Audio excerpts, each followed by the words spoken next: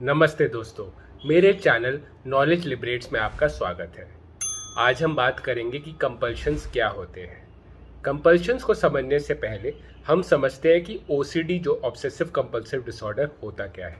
Obsessive compulsive disorder में पहले आते हैं ऑब्सेसिव थॉट्स या सेंसेशंस।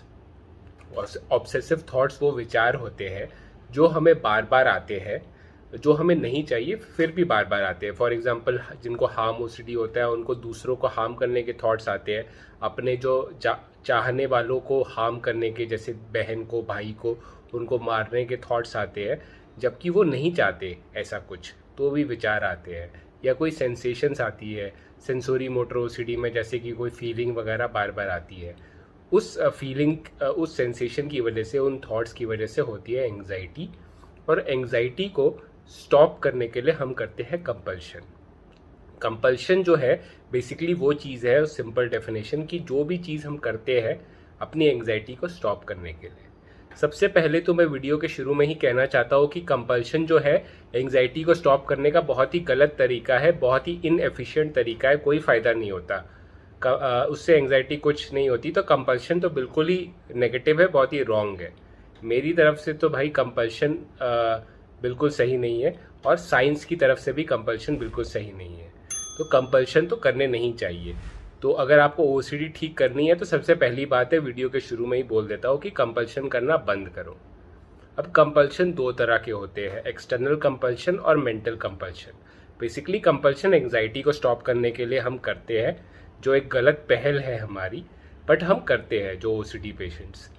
एक्सटर्नल कंपल्शन वो होते हैं जो हमें दिख सकते हैं, जो हमें बाहर दिखते हैं, जैसे हाथ धोना, ठीक है, और चीज़ों को अरेंज करना, या बार बार सफाई करना, या बार बार चेकिंग करना कि जो स्टोव है वो मतलब बंद है कि नहीं, जो इलेक्ट्रिकल अप्लायंसेस है वो बंद है कि नहीं, वो चेक करना।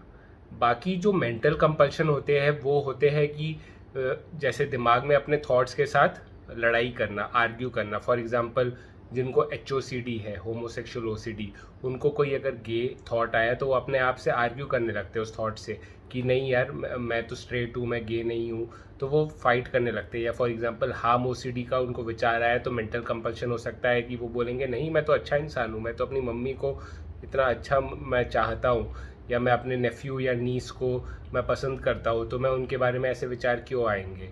तो हार्म ओसीडी में ऐसे विचार आते हैं और फिर आप मेंटल कंपल्शन करते हो। मेंटल कंपल्शन बेसिकली जो आपके दिमाग में ही होता है। कई लोग जो मंत्र पढ़ते हैं बार बार, या कई लोग जो होते हैं वो कोई काउंटिंग करते हैं 1 to 100, या मन्नत में भगवान भगवान का नाम लेते हैं 1000 बार। बेसिकली मेंटल कंपल्शन में वो हम कंपल्शन करते हैं जो हमें दिखता नहीं है।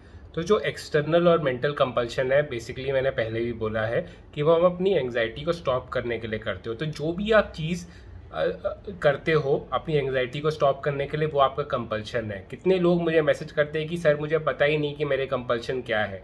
तो उसका सिंपल, बहुत ही सिंपल टेस्ट है कि जब भी आपको एंग्जाइटी होती है और एंग्जाइटी को स्टॉप करने के लिए आप सबकॉन्शियसली जो करते हो, कई लोग तो अपने ना हाथ ऐसे दबाते हैं, वो कंपल्शन हो गया। मतलब कोई भी चीज़ जो एंग्जाइटी को आप स्टॉप करने के लिए कर रहे हो, वो कंपल्शन है आपका। उसे समझिए, कंपल्शन को समझिए, कंपल्शन को स्टॉप कीजिए। ERP थेरेपी, एक्ट थेरेपी, दोनों ही थेरेपी यही सिखाती है कि हमें अपने कंपल्शन को स्टॉप करना चाहिए। कंपल्शन को स्टॉप करेंगे तभी आपका जो OCD है वो ठीक होगा। तो अपने कंपल्शन को स्टॉप कीजिए, अपने कंपल्शन को समझिए और फिर उसे स्टॉप कीजिए। आई होप आप समझे हो कुछ इस वीडियो से। तो thank you for watching my video. Life में कोई भी इशू हो, परेशानी हो, तो घबराइए मत, ठीक है, रुकिए मत, थकिए मत, की फाइटिंग।